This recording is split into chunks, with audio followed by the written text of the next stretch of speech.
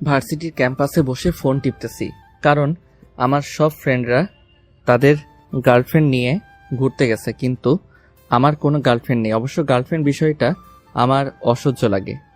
রাজ ক্লাসের first boy, জীবনে কখনো সেকেন্ড হয় নাই। তার বাবার টাকা পয়সার অভাব নেই, কিন্তু সে কেন জানি এসব নিয়ে বাঁচতে চায় না, চায় নিজের পায়ে দাঁড়াতে, নিজের কিছু করতে। বাবার সুবিশাল অট্টালিকায় তার দম বন্ধ হয়ে আসে। সে চায় প্রাণ খুলে বাঁচতে, পৃথিবীটাকে উপভোগ করতে। তার বাবা মা এসব নিয়ে তার সাথে প্রায়ই রাগারাগি করে। রাজ বাবা মায়ের একমাত্র ছেলে, ছোট একটা বোনও আছে, নাম মাহি। তার বোন খুবই মডার্ন আর স্মার্ট, তাই তার বন্ধু মহলে নাকি রাজকে ভাই হিসেবে পরিচয় দিতে লজ্জা করে। এমনই কলেজেও কোনো মেয়ে তাকে পাত্তাও দেয় না। তবে এসব নিয়ে রাজের মাথা ব্যথা নেই, তার এখন মেইন ফোকাস পড়াশোনায়। রাজ কিছুক্ষণ বসে ক্লাসে যাওয়ার জন্য উঠে হাঁটতে শুরু করে, হাতে ফোন, সেটার দিকেই ফোকাস ছিল। হঠাৎ করেই কারোর সাথে সজোরে একটা ধাক্কা লাগতেই রাজ চোখ তুলে তাকায়। আকাশ থেকে নেমে আসা সদ্য কোনো এক পরীর মতো চেহারাটা মেয়েটির। বিরক্তি ভরা চোখ নিয়ে তাকিয়ে আছে রাজের দিকে। এই ছেলে, চোখ কি কপালে রেখে হাঁটো? সরি, আসলে আমি দেখতে পাইনি, প্লিজ কিছু মনে করবেন না। It's okay. বলেই মেয়েটা চলে গেল। মেয়েটিকে আগে কোনোদিন এই ভার্সিটিতে দেখেনি রাজ। রাজ ক্লাসে এসে বসে। ক্লাস শুরু হতে এখনো 10 মিনিট বাকি, তাই রাজ একটা বই নিয়ে পড়তে শুরু করলো। ক্লাসে কেউ নেই, সে একাই। কিছুক্ষণের মধ্যেই আস্তে আস্তে স্টুডেন্টরাও আসতে শুরু করলো। বেল পড়ার সাথে সাথেই প্রিন্সিপাল রুমে প্রবেশ করলো, যেটা দেখে অনেকেরই গলার পানি শুকিয়ে গেল। কিন্তু রাজ স্বাভাবিক দাঁড়িয়ে আছে, কারণ প্রিন্সিপাল স্যার তাকে খুব ভালোবাসেন। হ্যালো স্টুডেন্ট, আজ আমি একজনকে তোমাদের পরিচয় করে দিতে এসেছি। তোমরা অনেকেই জানো আমাদের আগের যে ইংলিশ টিচার তিনি রিটায়ার্ড নিয়েছেন, তাই নতুন একজন টিচার এসেছেন। আজ থেকে মিস তানিয়া তোমাদের নতুন ইংলিশ টিচার। মিস তানিয়া, ভেতরে আসুন। তখন বাইরে দাঁড়িয়ে থাকা তানিয়া ক্লাসরুমে প্রবেশ করলো। কালো স্যুট পরা একটা মেয়েকে দেখে রাজ কিছুটা অবাক হলো, তবে দেখতে অনেকটা কিউট। নিচের দিকে তাকিয়ে মেয়েটি দাঁড়িয়ে তাকালো। রাজ ঠিক মতো দেখলো, এই তো সেই মেয়েটা যাকে সে সকালে ধাক্কা দিয়েছিল। আল্লাহ জানে তার আজকে কি হবে। প্রিন্সিপাল আবারও বলতে শুরু করলেন, ইনি হলেন মিস তানিয়া, আমেরিকার অক্সফোর্ড ইন্টারন্যাশনাল ইনস্টিটিউট থেকে ইংরেজিতে উচ্চতর ডিগ্রি নিয়ে দেশে এসেছেন।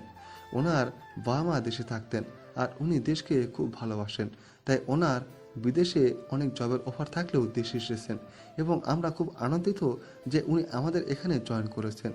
মিস তানিয়া, তাহলে সবার সাথে পরিচিত হন, আমি আসি। Okay sir. কথাটা বলেই প্রিন্সিপাল চলে গেলেন। তখন মেয়েটি মানে তানিয়া ম্যাডাম উপরের দিকে তাকালেন, তাকিয়ে বলতে শুরু করলেন, স্টুডেন্ট, আমার যেহেতু আজকে প্রথম ক্লাস, তাই সবার সাথে পরিচিত হয়ে নেই আগে। এরপর অল্প কিছু পড়াশোনা করে কাল থেকে পুরো দমে ক্লাস শুরু হবে। এই যে ছেলে, প্রথম ডেস্কে বসা, তোমার থেকে শুরু করো। একজন একজন করে সবার পরিচয় দাও।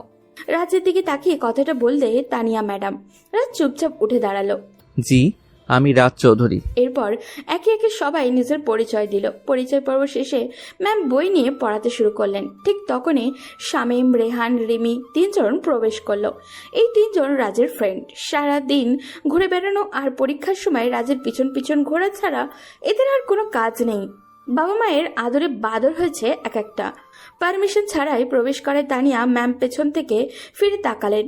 এই যে হ্যালো, ক্লাসে ঢোকার সময় পারমিশন নিতে হয়, জানো না? এই, আপনি কে বলুন তো? আর আমরা পারমিশন নিব কি না সেটা আমাদের বিষয়, আর আমরা কাউকে পরোয়া করি না, বুঝছো? রেহানের কথা শুনে ম্যাম অনেক রেগে গেলেন। এসে ঠাস করে ওর গালে একটা চড় বসিয়ে দিলেন। রেহান ফিরিয়ে হাত বাড়ালো। ঠিক তখনই রাজ হাত ধরলো। কি করছিস কি? উনি আমাদের নতুন ইংরেজি ম্যাম। কি বলিস কি এগুলা? সরি ম্যাম, বুঝতে পারিনি। বেয়াদব, ক্লাস থেকে বের হয়ে যাও তোমরা। আমার সামনে আর 1 মিনিট দাঁড়ালে খুন করে ফেলবো। ম্যাম, ওদের হয়ে আমি আপনার কাছে ক্ষমা চাচ্ছি, বুঝতে পারিনি, ক্ষমা করে দিন প্লিজ। আজ শুধু তুমি বলছো বলে ওদের ছেড়ে দিলাম। আরেকদিন এসব দেখলে প্রিন্সিপাল স্যারকে বলে সোজা টিসি হাতে ধরিয়ে দেব। ক্লাস শেষ করে রাজ বেরিয়ে এসেছিল, তখন পিছন থেকে ম্যাম ডাক দিলেন। রাজ ম্যামের রুমের সামনে গিয়ে দাঁড়ালো। ভয় হচ্ছে প্রচন্ড, যদি কিছু বলেন সকালের বিষয় নিয়ে। কি হলো? ওইখানে দাঁড়িয়ে কি দেখছো? এখানে এসো। রাজ ভিতরে প্রবেশ করলো। এক কোণে চুপচাপ দাঁড়িয়ে রইল। ম্যাম তখন নিচের দিকে তাকিয়ে কিছু লিখছিলেন। কলমটা রেখে রাজের দিকে তাকালেন। সকালে তোমার সাথে ওরকম বিহেভ করেছি, তার জন্য সরি। আপনি কেন সরি বলছেন? দোষটা আমার ছিল। তুমি তো ক্লাসের ফার্স্ট বয়, আর তোমার প্রশংসা প্রিন্সিপাল স্যারের কাছে অনেক শুনেছি। তুমি নাকি তোমার বাবার বিশাল সম্পত্তি রেখে এখানে সাদামাটা চলাফেরা করো। স্যার একটু বাড়িয়েই বলেছেন, তবে যথাসম্ভব নিজে কিছু করার চেষ্টা করব। গুড। বাট তোমার একটা জিনিস আমার কাছে খারাপ লাগলো। কি ম্যাম, প্লিজ বলুন, আমি শুধরানোর চেষ্টা করব। তুমি এত ভালো একটা ছেলে হয়ে ওই বাজে ছেলে মেয়েদের সাথে ফ্রেন্ডশিপ করছো, এটা তোমার করা একদম ঠিক হয়নি।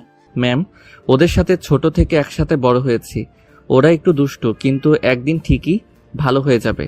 রাজ, তুমি যেইভাবে পৃথিবীটাকে মনে করো সহজ, পৃথিবীটা তত সহজ নয়, বড় রহস্যময় এই পৃথিবী। ওদের কাছ থেকে যথাসম্ভব দূরে থাকার চেষ্টা করবে। একটা কথা হয়তো জানো, সৎসঙ্গে স্বর্গবাস আর অসৎ সঙ্গে সর্বনাশ। আমি আমার সর্বোচ্চ চেষ্টা করব। এই তো গুড বয়। আচ্ছা, তাহলে এখন কি বাসায় যাবা? জি। ওকে, সাবধানে যাও। রাজ ম্যামের রুম থেকে বেরিয়ে আসলো, মুখে মৃদু হাসি নিয়ে। এই হাসির কারণ অজানা। তার এরকম অদ্ভুত হাসি দেখে রোহান, শামীম, রিমা এগিয়ে আসলো। কি তাহলে আমাদের দেবদাসের জীবনেও প্রেমে শিখেছে, তাও আবার প্রথম দিনেই? আরে কি বলিস তোরা এসব আজে বাজে? প্রেমে পড়ার চেয়ে কার্টুন দেখে হাসতে হাসতে খাট থেকে পড়ে যাওয়া ভালো। তবে যাই বলিস, মেয়েটা কিন্তু দেখতে সেই কি নরম হাত। ওর হাতে থাপ্পড় খেয়ে নিজেকে ভাগ্যবান মনে হচ্ছে।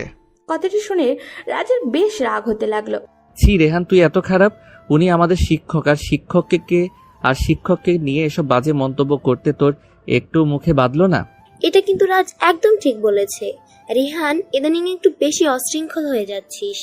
আচ্ছা সরি বাবা, আমি তো শুধু কথা বলছি। ওদিকে রাজ্যে ম্যামকে নিয়ে কল্পনার রাজ্যে সাজাতে আর একা একা হাসতেছে, তার বেলায় রাজ শিওর ম্যামের প্রেমে পড়েছে। তাহলে আমরা গণিতের টাকলা স্যারকে নিয়ে কত বাজে মন্তব্য করি, তখন তো কিছু বলে না। তাহলে এই ম্যামকে নিয়ে কথা বলতেই কেন রেগে গেল? প্রেম হলো একটা পরীক্ষা, যেখানে পাশের হারের চেয়ে বাঁশের হার অনেক বেশি। আর তোমরা যেহেতু বাঁশ খেতে খেতে অভ্যস্ত, তাই বাঁশ খাও, আমি গেলাম। কথাটা বলেই রাজ বাড়ির দিকে রওনা দিল, আর সবাই ব্যস্ত হয়ে গেল আড্ডায়। ওদিকে তানিয়াও সব কাজ শেষ করে বাসায় ফিরল। এখানে তানিয়াদের একটা বাসা আছে। তানিয়া আর ওর এক বান্ধবী থাকে। ওই বান্ধবী নার্সিং কলেজে পড়ে, আর তানিয়ার বাবা মাও দেশে নেই, তাই তানিয়া ওর বান্ধবীর সাথে শেয়ার করে থাকে। রাজ বাড়ি ফিরে ড্রয়িং রুমে দেখলো ওর ছোট বোন মাহি হাঁটুর সমান একটা জামা পরে বসে ফোনে কারোর সাথে চ্যাট করছে। রাজ ঘরে ঢুকে সোফায় বসলো। মাহি, তুই আজকে কলেজে যাস নাই? আর এসব কি পরে বসে আছিস? কতটা নোংরা আর বাজে দেখাচ্ছে। আমি তোর মতে খ্যাত না, প্রতিদিন কাঁধে ব্যাগ ঝুলিয়ে কলেজে যাব। আমার আরো অনেক কাজ আছে। তোর আবার এত কি কাজ? সারাদিন ফোন টিপস আর কার সাথে জানি চ্যাটিং করস। তাতে তোর কি? তুই কে এসবের হিসেব চাওয়ার? জীবনে অনেক এনজয় করার বিষয় আছে। সারাদিন শুধু বইয়ের ভিতর মুখ ডুবিয়ে রাখার নাম জীবন নয়। জীবন মানে প্রাণ খুলে বাঁচা। প্রাণ খুলে বাঁচার নাম এটা নয় যে ছোট ছোট জামা পরে মানুষকে নিজের শরীর দেখিয়ে বেড়াবে। একদিন এসবের জন্য তোকে অনেক আফসোস করতে হবে। রাজ তার ছেলের হাসি এসে নিজের রুমে চলে আসে। মনের মধ্যে অজানা এক আতঙ্ক কাজ করে সব সময়। এইরকম অবাধ চলাফেরা করা মেয়েগুলোই যখন জীবনে আসল মানে খুঁজে পায়, তখন তাদের কন্ট্রোলে কিছুই থাকে না। তখন শুধু আফসোস করতে হয়। ফ্রেশ হয়ে লাঞ্চ করে একটা গল্পের বই নিয়ে ব্যালকনিতে বসে। চোখের সামনে শুধু তানিয়া ম্যামের ছবি ভাসছিল। কিন্তু কেন এমনটা হচ্ছে? রাজ বইটা রেখে ঘুরতে বের হয়েছে। রাস্তা দিয়ে আনমনেই হেঁটে যাচ্ছিল। তখন হঠাৎ করে কেউ তাকে ডাক দিল। রাজ আগে পিছে তাকিয়ে দেখলো কেউই নেই। আবারও ডাক দিল। উপরে তাকিয়ে তো সে অবাক, তানিয়া ম্যাম দাঁড়িয়ে আছে ব্যালকনিতে। রাজ ইশারায় জিজ্ঞাসা করলো, কোনো দরকার? তখন ম্যাম তাকে উপরে আসতে বললেন। রাজ ম্যামের দরজার সামনে গিয়ে বেল বাজাতেই দরজা খুলে দিলেন। কোনো দরকার ম্যাম? না, কোনো দরকার নেই। তুমি হেঁটে যাচ্ছিলে তাই ভাবলাম ডেকে কথা বলি। পরিচিত হও, এই আমার ফ্রেন্ড মিম। একটা মেয়ে তখন কিচেন থেকে বের হচ্ছিল। মেয়েটি দেখে কথাটি বললেন তানিয়া ম্যাম। আপনি কি রাজ? জি, কিন্তু আপনি আমার নাম জানলেন কি করে? কেন, তানিয়া বলেছে। তোমার কথা তো অনেক বলেছে। রাজ তানিয়া ম্যামের দিকে তাকালো। তিনি হয়তো কিছুটা লজ্জা পেয়েছেন। লজ্জা মাখা মুখটা দেখতে অসম্ভব সুন্দর লাগছিল। রাজ এক দৃষ্টিতে তাকিয়েছিল। যখনই খেয়াল হলো, তাড়াতাড়ি মুখটা ফিরিয়ে নিল। হয়তো ম্যাম সেটা টের পেয়েছিলেন। আচ্ছা রাজ, তুমি বসো, আমি চা নিয়ে আসি। কথাটা বলে তানিয়া ম্যাম আর মিম কিচেনের দিকে চলে গেল। রাত চারিদিকে তাকিয়ে বাড়িটা দেখছিল। অনেক সুন্দর করে সাজিয়েছেন ম্যাম। ওদিকে কিচেনে